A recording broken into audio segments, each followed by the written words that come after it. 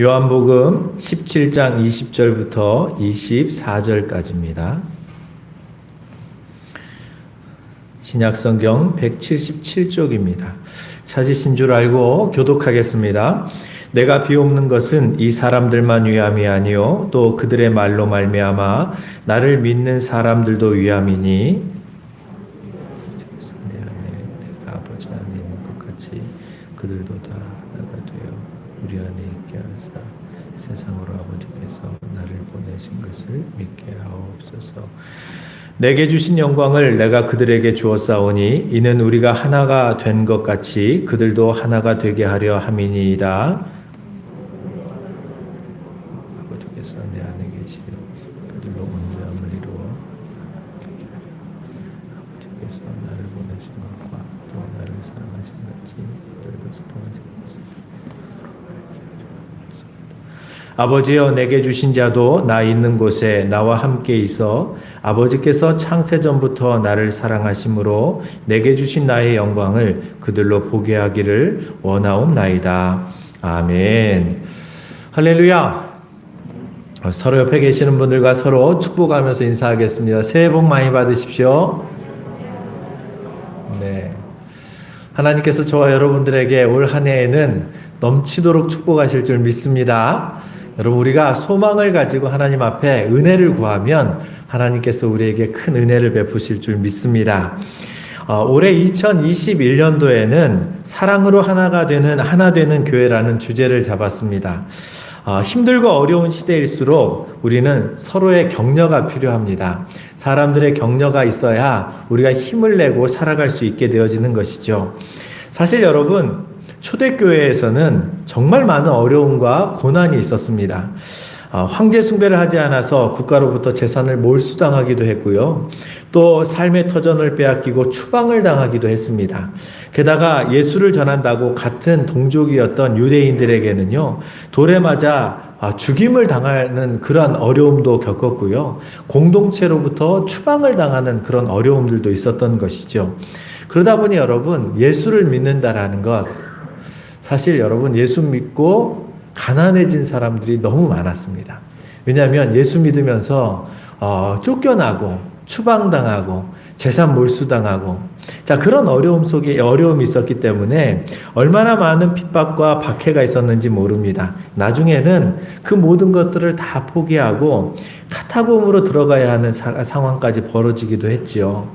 하지만 그 속에서도 그들이 생존하고 살아낼 수 있었던 이유는 뭐냐면 하나님께서 하신 말씀을 따라서 서로 사랑하며 돌보았기 때문이죠.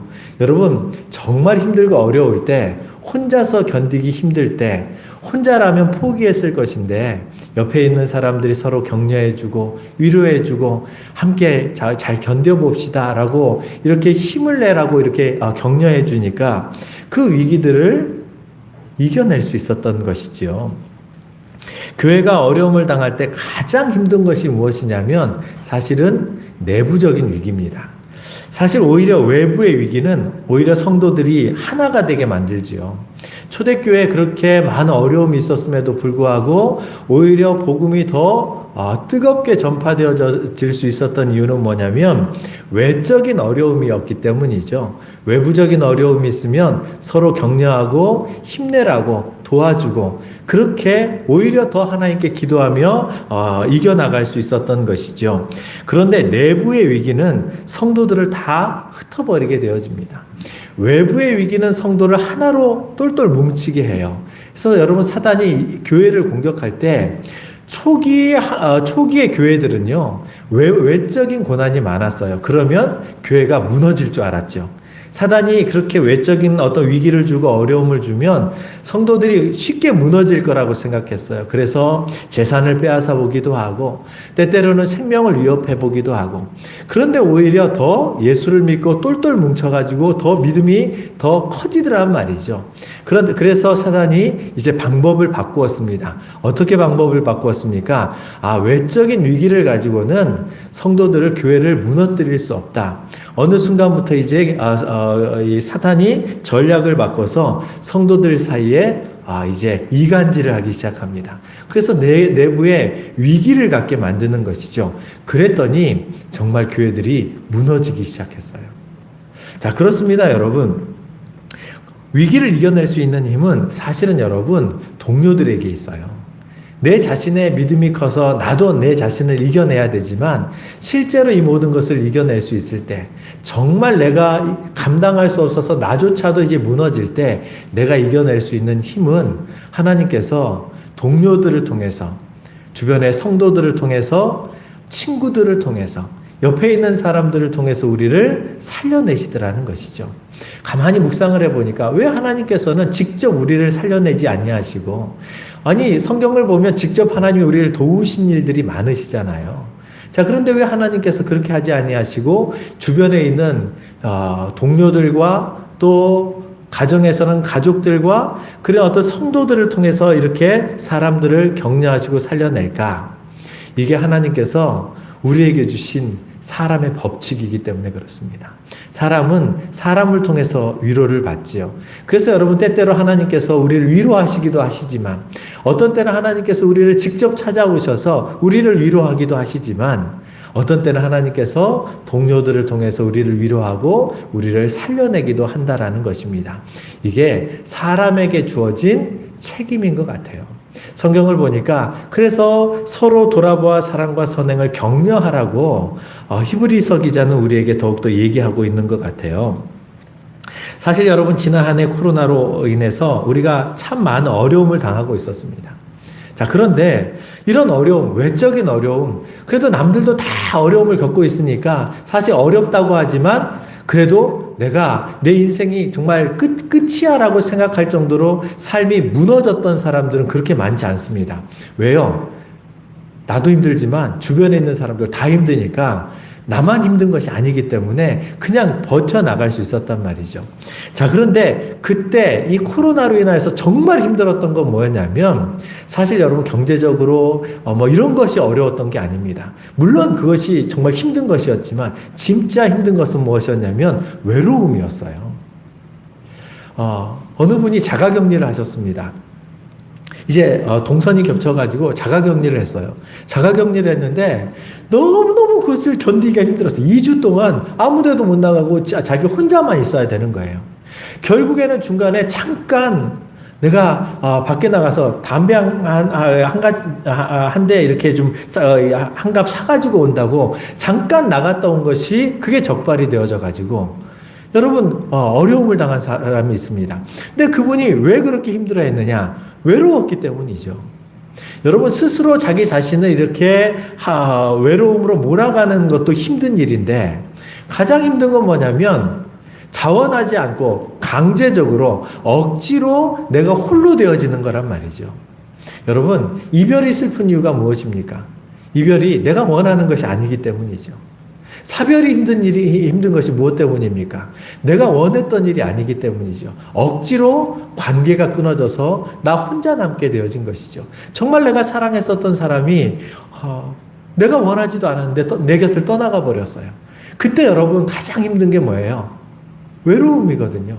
나와 함께 있었던 사람, 내가 사랑했었던 사람, 나를 위로해주고 격려해줬던 사람, 이 사람이 나를 떠나게 되어지면 그것이 나로 하여금 그렇게 힘들고 어렵게 만드는 것이죠. 작년 한 해가 힘들었던 이유는 뭐냐면 사실은 물질로도 어려웠지만 외롭기 때문에 더 어려웠던 것 같아요. 여러분, 최성수 씨가 불렀던 동행이라는 노래가 있습니다. 그 노래에 이런 가사 내용이 있어요. 아직도 내게 슬픔이 우두커니 남아있어요. 슬픔이 우두커니 남아있다라는 거예요. 그날을 생각하자니 어느새 흐려진 안개. 그날을 생각해 보니까 눈물이 흐른다라는 거예요. 앞이 눈물로 인하여서 뿌얘졌다라는 것이죠. 빈 밤을 오가는 마음 어디로 가야만 하나. 마음을 둘 곳이 없어서 외롭다라는 이야기죠. 어둠에 갈 곳 모르고 외로워 헤매는 위로. 어디로 가야 될지 몰라서 인생을 방황하고 있다라고 얘기합니다. 그래서 그가 이렇게 얘기를 해요. 누가 나와 같이 함께 울어줄 사람이 있나요? 누가 나와 같이 함께 따뜻한 동행이 될까? 누가 나와 함께 동행이 되어져서 나를 위로해 줄 사람이 없는가? 이런 사람을 찾는 거죠. 사실 이 노래의 가사를 보니까 너무너무 외로운 노래고 너무나도 슬픈 노래예요. 그러면서 마지막에 이런 이야기를 합니다. 사랑하고 싶어요. 빈 가슴 채울 때까지 사랑하고 싶어요. 사랑 있는 날까지. 이 노래를 그냥 흥얼거릴 때는 몰랐는데요. 여러분, 이 노래의 어떤 그런 동행이라는 주제와 이 노래의 가사를 이렇게 보니까 정말 외로워서 나와 함께 동행해 줄 수 있는 사람을 찾고 있다라는 거죠. 이게 어찌 보면요, 오늘을 살아가는 저와 여러분들의 또 이 삶의 많은 사람들의 우리의 초상화일지 모르겠다라고 생각이 들어집니다. 우리가 지금 사실은 너무나도 외로운 시대를 보내고 있는 것이죠. 자, 그런데 여러분, 이렇게 홀로 되어진 아픔에 함께 동행할 사람을 애타게 그리워하는 슬픈 노래였는데 1979년도에 윤항기라는 가수가 노래를 하나 작곡을 했어요. 이때 작곡을 해서 윤복희 원사님이 이제 그 노래를 불렀는데, 그래서 그 노래가 서울국제가요제 대상을 받게 되어집니다. 그 노래 제목이 뭐냐면 여러분이라는 노래예요. 근데 이 노래는요, 전혀 다른 가사를 가지고 있어요. 그 노래는 이렇게 시작이 되어집니다. 네가 만약 외로울 때면 내가 위로해 줄게. 네가 외로우면 내가 위로해 줄게. 네가 만약 서러울 때면 내가 눈물이 되어 줄게.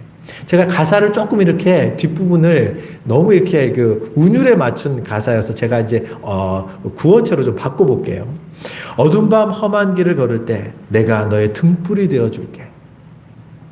우리가 인생을 살아가는 데서 어두운 밤 험한 길을 간다라는 거예요.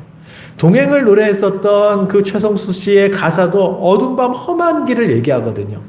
그래서 그는 외롭다라고 나와 함께 해줄 사람을 간절히 찾고 있었는데, 오히려 윤항기 목사님은 뭐라고 얘기합니까? 어두운 밤 험한 길을 걸을 때 내가 너의 등불이 되어주겠다라는 거예요. 그리고 또 계속해서 얘기하기를 허전하고 쓸쓸할 때 내가 너의 벗이 되어줄게.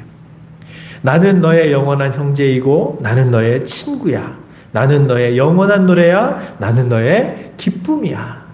이렇게 고백을 합니다.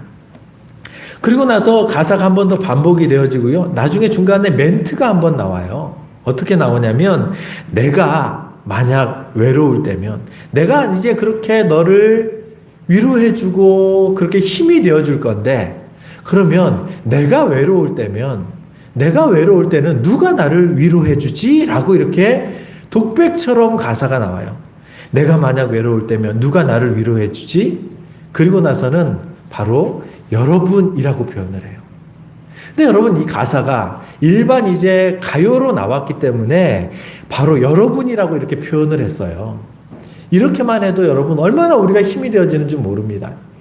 그 가사를 여러분이라고 이렇게 표현이 되어져서 해석을 해보면, 나는 너에게 위로가 되어지고 힘이 되어주고 너의 기쁨이 되어지고 너의 친구가 되어줄 테니까 내가 외로울 때는 네가 나의 친구가 되어주고 위로가 되어주고 기쁨이 되어달라는 얘기죠.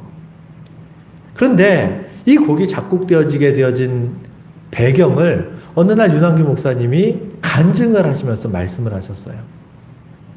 어느 날 이제 묵상을 하고 있는데 이사야서 43장의 말씀이 자기에게 굉장히 위로가 되어지더라는 거예요. 이사야서 43장을 근거로 해서 이 곡을 작곡을 하고 작사를 했다라는 것이죠. 이사야서 43장에 뭐라고 되어져 있냐면, 야곱아 너를 창조하신 여호와께서 지금 말씀하시느니라. 이스라엘아 내가 너를 지으시니가 말씀하시느니라. 너는 두려워하지 말라. 내가 너를 구속하였고 내가 너를 지명하여 불렀나니 너는 내 것이라. 너 두려워하지 마라. 너 인생을 살아가는 데 있어서 두려워하지 마라. 어둡고 험한 길을 걸어갈 때에 너 두려워하지 마라. 왜냐하면 내가 너를 구속하였고 내가 너를 지명하여 불렀고 너는 내 것이기 때문에. 무슨 말이에요? 내가 너를 책임지겠다라는 거죠. 그러면서 이사야서 43장 2절에 뭐라고 표현하냐면, 네가 물 가운데로 지나갈 때에 내가 너와 함께 할 것이다. 네가 힘들고 어려운 그 길을 걸어갈 때에 내가 너와 함께 해줄게. 너 힘들고 어려울 때 내가 너와 함께 해줄게. 사실 윤항기 목사님이 내가 만약 외로울 때 누가 나를 위로해 주지? 라고 이렇게 독백처럼 얘기했었던 그 내용에 사실은 바로 여러분이라는 표현이 아니라 여기에는 누가 들어갔었냐면 바로 나의 하나님이라는 고백이 들어가 있었던 거예요. 그런데 그렇게 되어지면 이제 복음성과 찬양이 되어져 버리잖아요. 일반 이제 세상 사람들에게 얘기하기 위해서 그때 가요제 출품하기 위해서 그 마음을 가지고 여러분이라고 표현을 했다고 그래요. 여러분, 하나님께서 사람을 통해서 우리에게 위로를 주고 힘도 주시지만 또 하나님께서 우리에게 위로가 되어주고 힘이 되어지는 줄 믿으시기 바랍니다. 근데 놀랍게도 하나님께서 우리에게 힘이 되어주고 위로가 되어주신다라는 사실, 우리를 돕는다라는 사실을 우리는 잘 알고 있습니다. 그래서 힘들고 어려울 때면 우리 주님을 찾아가지요. 그런데 윤한기 목사님의 고백처럼 하나님께서는 또한 우리 주변의 동료들을 통해서 우리를 위로하고 힘을 준다는 사실을 우리는 종종 간과하고 살아가고 있다는 거예요. 성경을 보면요, 여러분, 우리를 위로하고 우리를 힘을 내게 하고 하나님께서 우리를 위로하기 위해서 힘을 내게 하기 위해서 우리를 돕기 위해서 하나님께서 직접 개입하셔서 일하시기도 하시지만 상당히 많은 부분 누구를 통해서 일을 하세요? 우리 주변의 동료들을 통해서. 자녀들을 돌보고 사랑하고 양육하기 위해서는 하나님께서 부모님을 보내셨고, 형제의 위급함과 형제의 어려움과 형제를 위로하고 그를 도우라고 하나님께서는 잠언에 보면 형제를 보내셨다라고 말씀을 하세요.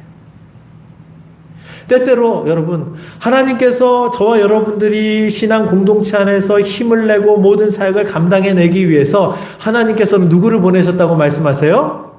우리 주변에 있는 성도들에게 은사를 주셔서 우리를 돕고 우리를 격려하고 우리가 함께 하나님의 공동체를 풍성하게 만들기 위해서 동료들을 주었다라는 거예요. 함께 신앙생활하는, 이것을 성경은 가족이라고 표현을 해요. 사실 많은 사람들이 교회가 우리가 하나의 가족입니다라고 얘기하면 이게 너무 관념적으로만 생각을 하는 것 같아요. 실제로 이스라엘 백성들이 공동체를 살아갈 때에 그들은 가족으로서의 개념을 가지고 살아갔거든요. 왜냐하면 하나님께서 말씀을 그렇게 하세요. 혹시라도 너희들 가운데 경제적으로 어려움을 당해서 팔지 말아야 될 그 기업 땅을 팔게 되어지면 반드시 희년이 되어지면 다시 돌려주고, 그리고 혹시라도 땅을 팔았는데도 불구하고 더 경제적으로 어려워져서 자기 자신을 팔아서 자기를 종으로 팔게 되어지면, 그러면 희년이 되어지면 다시 돌려보내야 되지만 그가 종으로 너와 함께 이렇게 일을 해나갈 때에는 일반 이방인들 종처럼 종으로 부리지 말고 형제처럼 대해라. 이게 하나님께서 우리 공동체를 향한 말씀이었단 말이죠.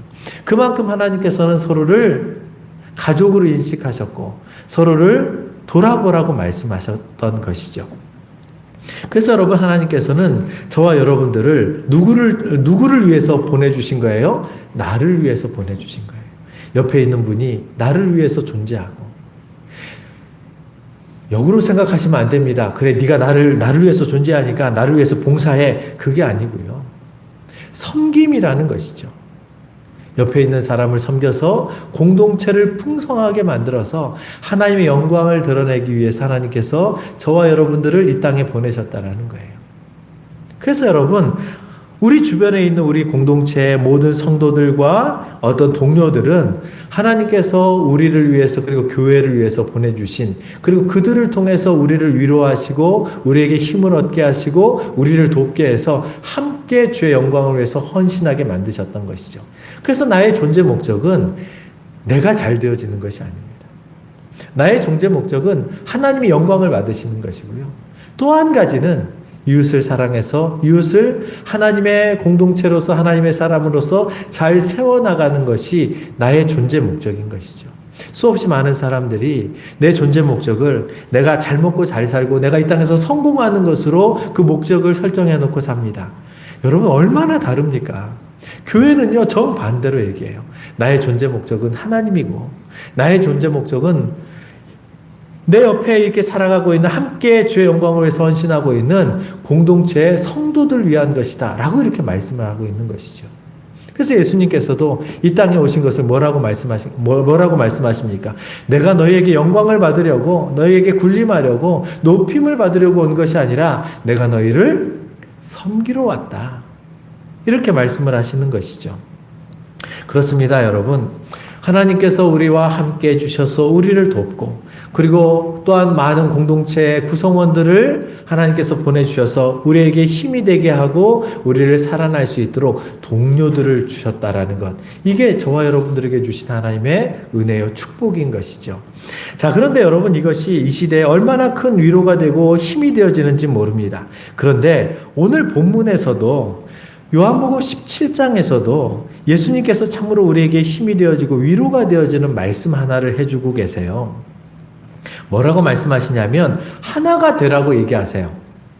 근데 여러분, 하나가 되는 이유가, 하나가 되어야 하는 이유에 대해서 말씀을 해주고 계세요.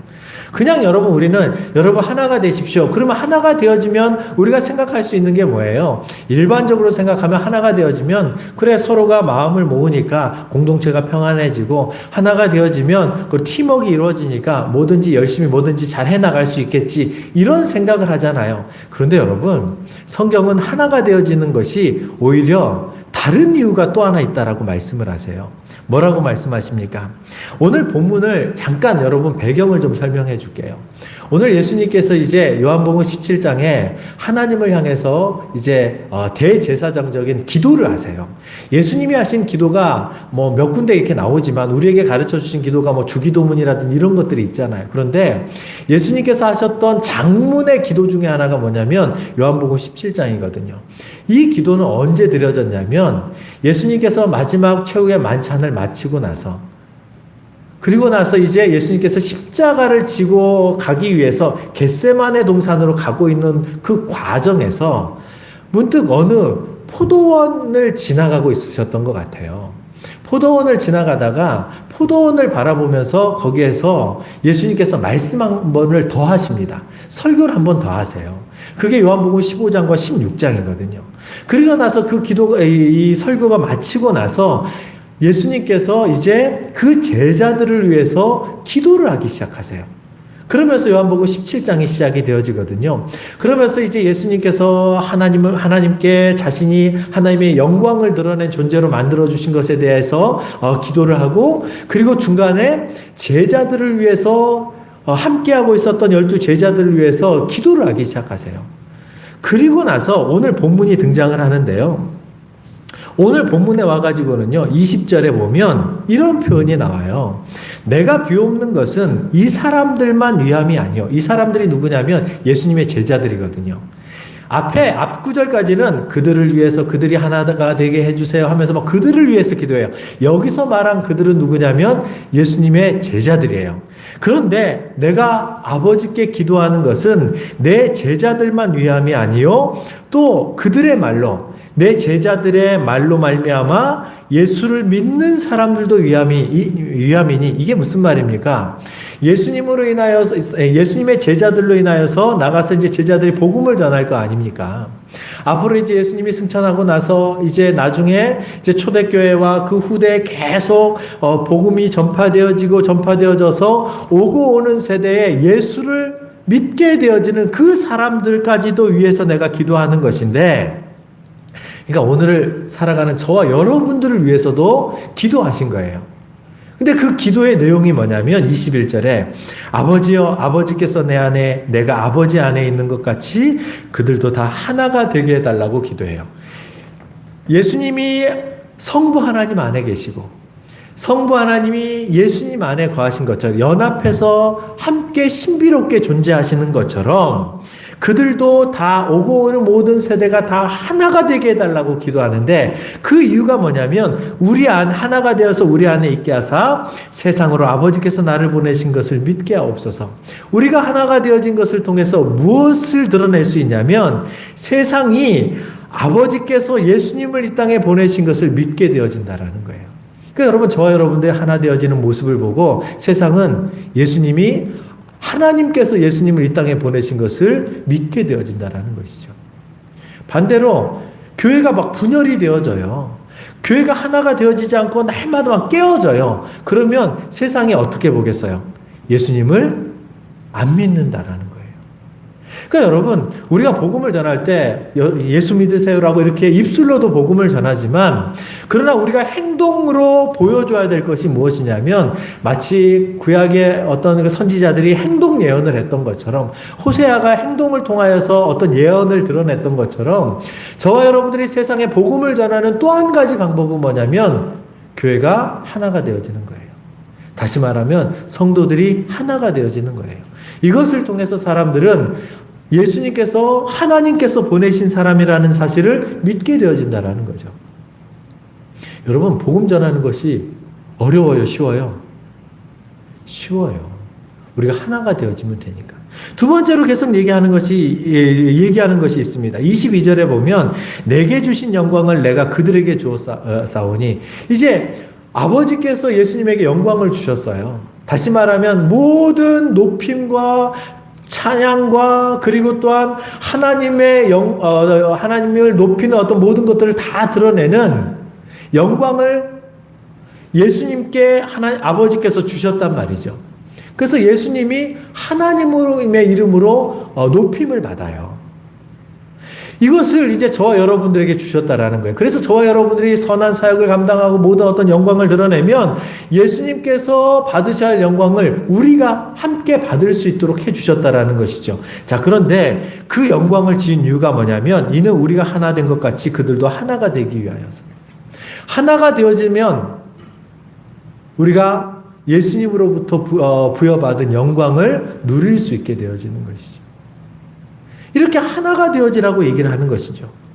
그래서 이 영광을 통해서 우리에게 주어진 영광의 목적이 무엇이냐면 하나 되어지는 것이고, 또 하나됨의 목적이 뭐냐면 하나님의 영광을 드러내는 것인데, 그러면서 계속 얘기하는 것이 무엇이냐면 23절에 내가 그들 안에 있고 아버지께서 내 안에 계시어 그들로 온전함을 이루어 하나가 되게 하려 함은, 하나가 되게 하려고 하는 그 이유가 뭐냐면, 내가 이들이 하나가 되게 해달라고 기도하는 이유가 뭐냐면, 아버지께서 나를 보내신 것 같이 또 나를 사랑하신 것 같이 그들도 사랑하신 것을 세상으로 알게 하려 함이로소이다. 여러분, 이 표현이 되게 어려운 표현이에요. 그런데 이게 쉽게 얘기하면 뭐냐면, 우리가 하나 되는 것을 통하여서 세상이 하나님께서 우리를 사랑하시는 것을 알게 된다라는 거예요. 하나님이 우리를 사랑하세요. 우리는 그것을 알고 있죠. 근데 여러분, 세상이 하나님이 우리를 사랑하는 것을 알아야 자기들도 예수 믿고 하나님의 사랑을 받아서 하나님의 은혜를 누린다라는 것을 믿게 되지 않겠습니까? 그러려면 우리를 통해서 드러나야 되는 것은 무엇이냐면 하나가 되어지는 거예요. 예수 안에서 하나가 되어지는 것이죠. 하나가 되어지지 않으면요, 최근 한국교회가 이런저런 많은 분열들이 있습니다. 그러니까 여러분, 대번에 사람들이 어떻게 반응해요? 하나님이 없는 것처럼 얘기하잖아요. 하나님이 어디 있어? 하나님이 살아계신다면, 야, 어떻게 너희들 같이 그런 사람들이 나올 수 있느냐? 이런 얘기들 하는 거죠. 하나가 되어지면요. 여러분, 그동안 한국교회가 부흥했었던 이유는요, 하나가 되어졌기 때문입니다. 연합사역들이 계속 이루어졌고요. 그렇게 많이 모일 수 있는 여의도 광장 같은 데에 있어서 막 많은 사람, 100만 명씩 모일 수 있는 그런 곳들이 있었기 때문에 거기에서 막 연합으로 하나님 앞에 예배하고 기도하고, 그리고 서로 어려우면 서로 돕고, 그래서 여러분, 그래서 세상이 우리가 하나님의 사람이라는 것을 알게 되어졌던 것이죠. 복음을 전한다라는 것은요, 여러분 예수 믿으세요 라고 입술로 전하는 것도 있지만, 근데 여러분 그것을 확증하는 것은 사랑으로 하나 되어지는 것입니다. 이것은 우리가 행동으로 보여줘야 되는 것이죠. 그렇습니다, 여러분. 결국 우리의 하나됨을 통하여서 세상은 하나님을 알게 되어지고, 세상이 우리가 하나님의 사람이라는 사실을 알게 되어지는 거예요. 그냥 하나가 되어지는 것이 뭐 교회 평안과 뭐 이런 것들을 위한 게 아니고요. 사실은 이것이 굉장히 복음을 전하는 데 있어서 중요한 메시지가 되어지기 때문에 그렇습니다. 그래서 저와 여러분들이 하나가 되어지기 위해서 힘써야 되는 것이죠. 오죽하면 사도 바울이 뭐라고 얘기합니까? 성령이 하나 되게 하신 것을 힘써 지키라 라고 얘기를 해요. 초대교회도요, 여러분, 수없이 많은 어려움들이 있었어요. 왜요? 인간에 있는 죄성이 있었는데, 불신자였다가 예수를 믿은 사람들이 많다 보니까 얼마나 세상적인 가치관을 가지고 살아갔던 사람들이 많았겠어요. 그러다 보니 고린도 교회 같은 경우에는 자기 생각이 옳다고 막 주장하다가 그 고린도 교회는 파가 4개나 만들어졌어요. 게바파, 바울파, 아볼로파, 그리스도파 4개나 파가 만들어졌고요. 사실 여러분 그들이 처음 시작은요 나름대로 다 주를 위한 것으로 시작이 되어졌죠. 그런데 그 결과가 어떻게 되어졌습니까? 분열이었단 말이죠. 나중에 사도 바울이 그런 얘기를 합니다. 우리가 언제 여러분들에게 그런 것을 전했습니까? 우리는 그리스도 일꾼일 뿐입니다.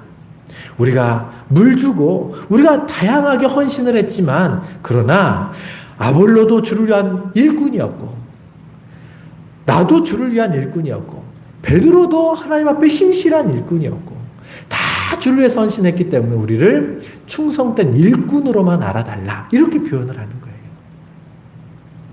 사랑하는 성도 여러분, 결국 우리 하나됨이 세상이 그것을 바라보고 그 하나됨을 통하여서 그들이 하나님을 알아가게 되어지고 뿐만 아니라 우리가 하나님의 사람임을 알게 되어지는 것이죠. 그래서 특별히 2021년도에는 우리가 서로 돌아보고 사랑과 선행을 격려하는 그런 교회가 되어지고 사랑으로 하나가 되어지는 교회가 되어졌으면 좋겠다라는 소망을 가지고 주제를 정했습니다. 여러분, 우리는 하나가 되어져야 합니다. 그래서 이를 위해서 무엇을 해야 될까요? 여러분, 해야 될 나름대로 여러분들의 적용점들이 나름대로 많이 있겠지만 먼저 우리가 해야 될 게 뭐냐면 여러분 서로를 하나가 되어지기 위해서는 관계가 중요해요. 관계를 회복시키기 위해서 첫 번째 해야 될 일이 무엇입니까? 인사하는 것부터 잘해야 돼요. 제가 앞에 있었던 교회에서 참 독특한 경험을 한번 했었습니다. 저는 서울에서 이렇게 있었을 때 그래도 사람들에게 인사를 하고 이렇게 격려하는 것에 대하여서 이렇게 이제 익숙해져 있어 왔는데 부산에 내려오니까 인사를 해도 이분들이 분명히 인사를 받으셔서 저한테 인사를 하셨던 것 같아요. 그런데 상대방이 알아보게 인사를 안 하세요. 알아보게 인사를 안 하고 자기만의 인사를 해서 내가 못 알아들어요. 그래서 인사를 안 했다고 생각해서 어느 날 인사를 했는데 얼굴을 팩 하고 그냥 돌려 가시는 것처럼 보여지더라고요. 그래서 내가 끝까지 쫓아가가지고 인사를 드렸습니다. 그랬더니 목사님 제가 인사를 드렸었는데요. 근데 제가 못 봐서 제가 잘못 알았나 봐요. 그리고 나서 계속 제가 인사를 드렸더니 어느 순간 그분들도 제가 인사하는 것에 이제 익숙해지시는 거예요. 그래서 서로 인사를 하게 되어지고 서로를 돌아보게 되어지고 그래서 서로 안부를 물어보게 되어졌죠. 여러분, 눈이 마주쳐지지 않으면요, 눈을 마주치고 인사하지 않으면 사람들이 인사를 못 봅니다. 그러니까 내가 인사를 했는데 상대방이 반응이 없다. 눈이 안 마주쳐져서 그래요. 눈이 마주쳐졌는데도 인사를 안 받고 이렇게 딱 봤는데 고개를 돌렸다. 그건 이제 속상한 것이 있기 때문에 그럴 수 있지만 그러지 말라는 것이죠. 두 번째로 해야 될 게 뭐냐면 용납하는 거예요. 왜요? 속상한 것이 있을 수도 있지요. 근데 여러분, 속상한 모든 것들을 다 가지고 대하다 보면 누가 어렵냐면요, 시간이 지나면 내가 어려워져요. 자기가 어려워져요. 왜요? 그 속상한 마음을 계속 가지고 있어야 되잖아요. 어느 순간 보면 막 이제 화가 납니다. 왜? 나는 상대방 때문에 화가 났는데 상대방은 전혀 화난 기색이 없어요. 속상해도 안 해요. 왜? 상대방은 거기에 대해서 마음 두고 있지 않아요. 나 혼자만 그러고 있어요. 그러니까 결국은 누구 손해냐면 자신만 손해거든요. 오히려 상대방은 자신에게 어떤 이렇게 실수를 했던거나 이런 것들을 용서를 했거나 여러 가지 어떤 그 자유한 마음을 가지고 있는데 나만 그 마음을 가지고 있는 거예요. 그러다 보니 여러분 하나가 되어지기 어려운 것이죠. 그래서 첫 번째는 서로 인사하고 눈을 마주쳐서 인사하는 것과 두 번째로 해야 될 일이 뭐냐면 용납해 주는 것입니다. 사실 여러분, 용납해 준다라는 것은 받아주는 것이잖아요.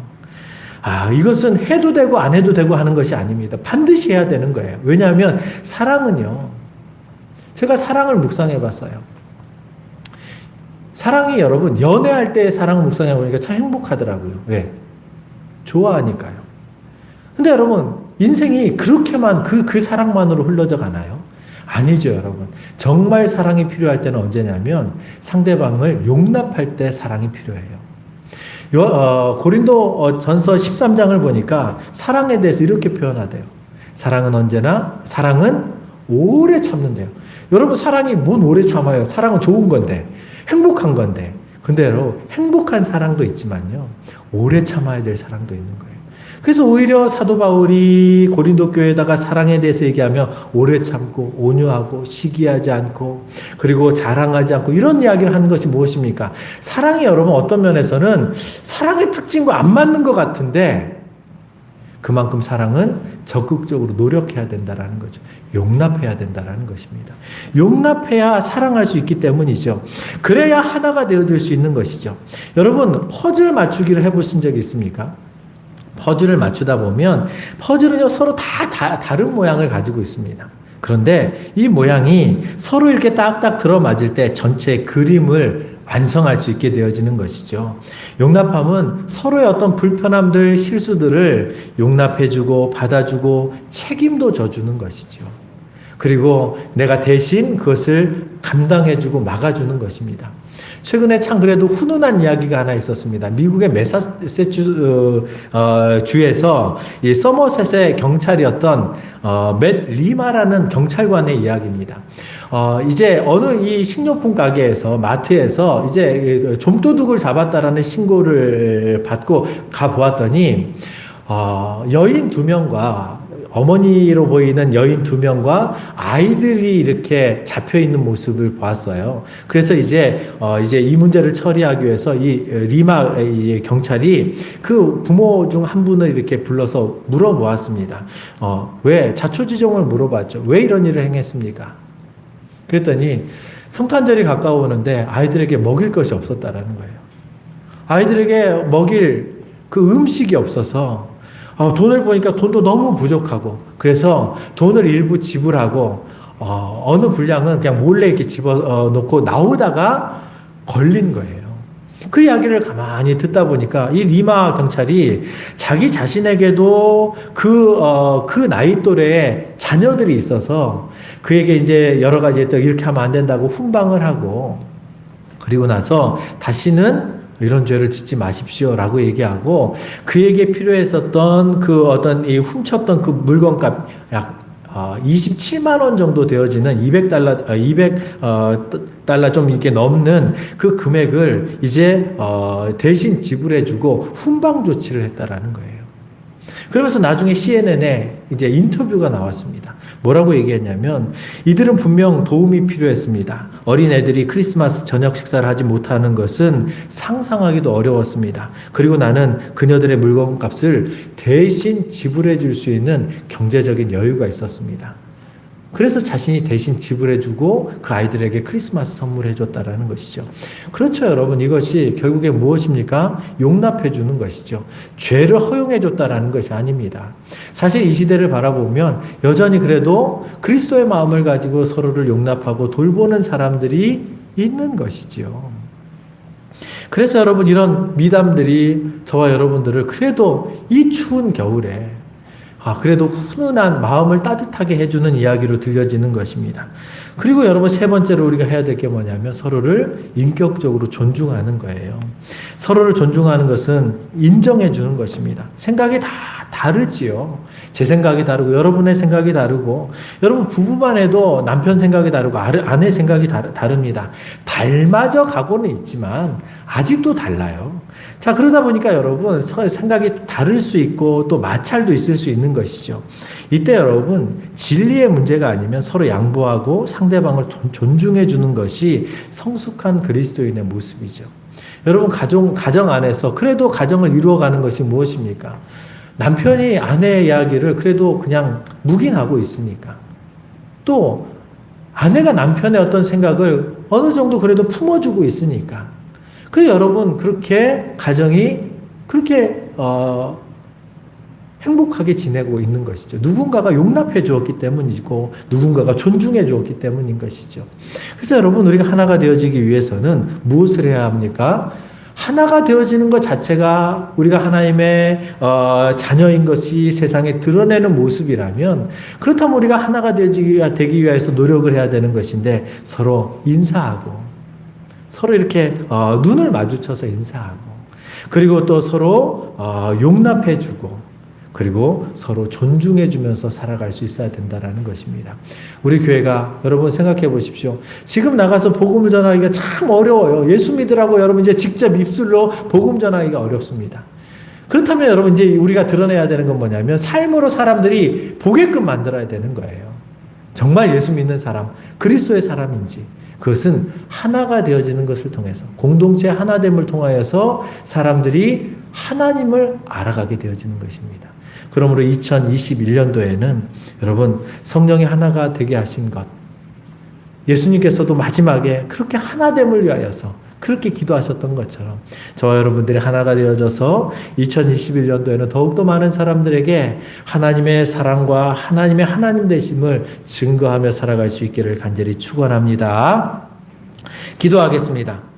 거룩하신 아버지 하나님 감사합니다. 2021년도에는 서로 돌아보아 사랑과 선행을 격려하는 교회가 되어지게 도와주시고 그리고 사랑으로 하나가 되어져서 많은 주변에 있는 사람들이 우리가 하나님의 사람인 것을 그리고 또한 하나님의 사랑을 받는 사람이라는 것을 알게 복음을 증거해 나갈 수 있는 증명해 나갈 수 있는 삶을 살게 도와주시옵소서. 예수님의 이름으로 기도드리옵나이다. 아멘.